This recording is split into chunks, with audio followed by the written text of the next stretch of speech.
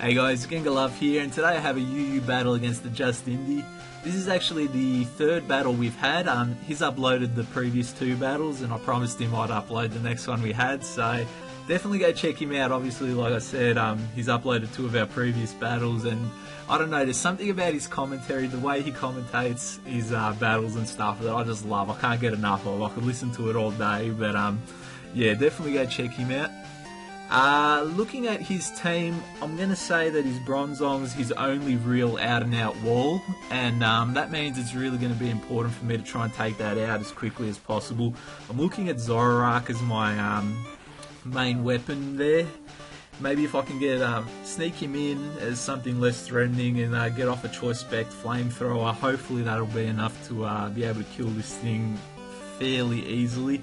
And based on the fact that he only has one real out-and-out wall, I'm thinking maybe his Crobat, possibly even his Shaman might be a bit more defensive orientated. So they're things to worry about too. Anyway, you've seen my team before. Qwilfish and Rhyperior set up entry hazards, and I've got a good mix of offense and defense on this team. So hope you guys enjoyed the battle, and let's get it started.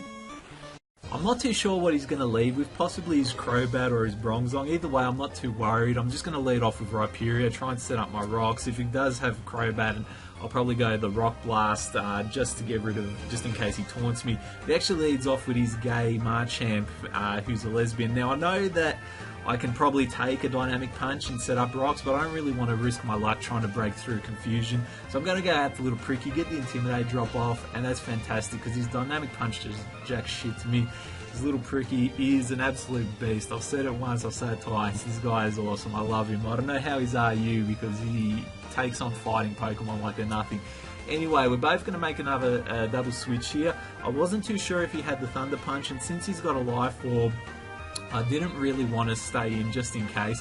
So I go back to Rhyperior. He brings out his Bronzong, his Fugly Bell.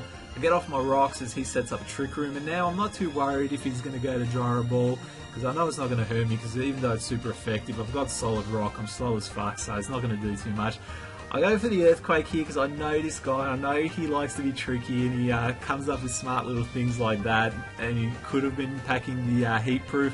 Unfortunately, he does have Levitate, and I just look like a dickhead. So he goes to Carmine. I'm not too concerned because I'm just going to Dragon Tail him out here, knowing that he can't really do anything to me at this point. And that's fantastic. In comes his Sharpedo, which is great for me. I'm thinking I'm stabbed Earthquake, I'm Adamant Nature. I'm going to attack first because of Trick Room. It's going to work against him. Let's just go for that. If he brings back Bronzong, that's fine. Hopefully this should kill him, knowing how frail Sharpedo is, but unfortunately it doesn't. He goes the Waterfall, and that's 4 times super effective. I wasn't sure. I thought I might be able to live one just, but he gets a crit, so I guess we'll never know, but that's unfortunate. But his Great Black Sharpedo's got his first kill, so that's great for him. Rhyperior could have done some real good for me in this battle, but it's not to be. So now I'm going to bring out Pricky, get the Intimidate drop off on it, and I'm just going to set up rocks, because Spikes, sorry, because I'm pretty sure these things don't pack Earthquake, but this one does, so fucking hell, it's not looking good for me at the moment. He's playing quite well, and I'm not thinking too straight. Now I know with the Life Orb damage, the next one's going to kill him. I'm expecting another Earthquake, so since Trick Room's worn off now, I think, oh fuck, I don't really want Pricky to die because I need him to combat his Marchamp. So I'm just going to go out to AZ, knowing that another Earthquake's going to come, hopefully anyway, and I'll be able to survive that, no problems at all. And he's going to die after Life Orb damage, so that's fantastic for me. I finally got that thing out of the way, and now I don't have to worry about it, because with its speed boost, it could cause this team real hassle. So he goes out to Fugly Bell, and that means I've got to switch out my Shaman there, because I can't do anything to it. He's going to set up a Carmine as I bring in my Heracross. And, you know, that's not great. He thinks he can set up on me, but I have a little surprise in store for him right here. Surprise, motherfucker! I know that was probably a bit obvious coming, but, you know, the super effective Spect Flamethrower did a nice chunk, but with those Carmines, it's not going to do as much as I'd hoped. He's gone to Trick Room, and now I know that a Gyro Ball is going to come. So I'm going to switch out because I can't afford to lose my Zoroark at this point in time. So in comes Pricky, gets the Intimidate off again like a fucking champ. He fucking saves me that many times, this Pokemon. I don't know what I'd do without him on this team. The Gyro Bulldoze is jack shit. Now here, I'm thinking that he might change things up. He's got a couple of Carmines up now, so a Psychic would it'd definitely kill Pricky. So I was tempted to go back into Zoroark, but I thought that might be obvious. And I know Jenny Craig, being the slow fat bitch that she is, would be able to take a Gyro Ball nicely, be able to take a Psychic nicely. But he actually goes the Charge Beam, which surprised me a bit, which means he doesn't have the Psychic. So I could have gone to Rhyperior here, but I thought I can't really kill that thing. So let's hit it with a couple of choice banded Fire Punches. So Jenny, the fat bitch, gives him one. It's going down, but it's not going to be enough, unfortunately. So he's going to be able to get one more Charge Beam off, but it's not really going to matter because Jenny, the fat bitch, like, this is like a vibrator for her or something. She's just loving every minute of these little Charge Beam. It sort of tickles for her and stuff. It feels good for her. Don't know where I'm going with that, so I'm just going to leave it. Another Fire Punch finishes that thing off. That's great news for me. The dimensions go back to normal. Trick Room wears off, and in comes this Gaylord thing. And guess what? You know what's going to happen. He did it, luckily for me. Qwilly, the little prick, comes in, gets the Intimidate off, and another Dynamic Punch isn't going to do shit. And at this point in time during the chat window, he's like, oh, I hate this fucking fish, I want to kill this fucking fish. I was like, you can't kill Qwilly, man. You don't have shit on your team to kill Qwilly. Nothing can kill Qwilly. But unfortunately for me, he actually is packing the Thunder Punch, so Qwilly is going to go down, which is unfortunate, but, you know, fuck. Qwilly did enough for me this battle, and, you know, I really words cannot say how much of a beast he is. So I'm going to bring out my aids to combat gayness, and I know that out of the 4 Pokemon he's got left, Psychic's going to be super effective against 3 of them, so it's a safe bet to just go for that, even though he's going to switch. In comes Crobat. I know the Brave Bird's coming, and I'm actually going to try and sacrifice Jenny here. I don't give a fuck. I'm actually going to hopefully kill her off, because I'm hoping that the recoil damage from Brave Bird will be enough to kill this Crobat at the same time. So sorry, Jenny, I've just pretty much sent you to your death here. In comes the Brave Bird. It's going to do a shitload to Jenny, but somehow that fat bitch survives, so, you know, I don't know, I'm actually sad that she survived. I wanted the bitch to die.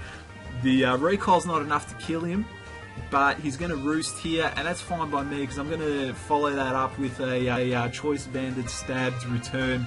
Jenny loves me, even though I try to get the bitch killed, and that return is going to do a shitload, and he's going to live with a fucking bee's dick worth of health, unfortunately for me. I got to let Jenny die here. He's going to go to Brave Bird, and that's the end of Jenny. That recoil's not going to do shit. Now here, all these sort of alarm bells are ringing in my head, thinking, now's the time to bring in Hera. I can get a cheap kill, get a Moxie boost, even with a close combat, even though it's 4 times resistant. I should be able to get that kill, and that's going to give me a cheap Moxie boost, and hopefully here I can just run through the rest of his team, close combating the fuck out of everything. So now he's going to bring in his Manatan Daruma. And I'm thinking, alright, these things are usually choice scarfed, but all the ones I come across are always adamant nature. They never go jolly nature for some reason. So that means I'm going to be able to outspeed it. And thankfully he was adamant. I don't even know if he was choice scarfed. I'm just guessing there. Another close combat's going to do it. That's going to give me 2 Moxie boosts, and now I'm looking pretty good. So he's going to have to bring in his Shaman next. And after entry hazards, it's going to hurt it a lot and bring it down to a point where after 2 attack boosts, you know, a stabbed close combat is just going to fuck shit up. And, you know, Fuzzy, you know, you got a nice little cute name compared to my Shaman, but you're not going to survive a close combat, which is unfortunate for you.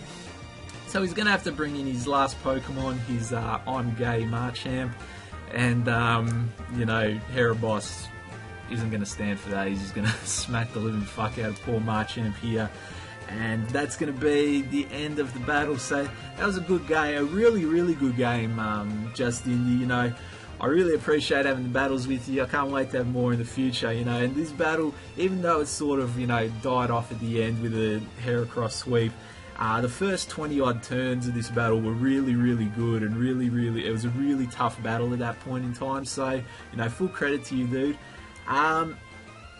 before this video ends, I just want to let you guys know too that the next video I'm going to upload is probably the best battle I've had so far on Wi-Fi. I'm really looking forward to it. It's against my mate PhD, so definitely, if you don't watch any of my other videos, if you think I've had enough of this guy, he's fucking shit, I'm not watching another one of his videos, stay tuned for the next one, because I guarantee you it's the best match I've ever been a part of. So look forward to that. Again, thanks TheJustIndy for that game, and I hope you guys enjoyed this battle. Till next time, guys. Cheers.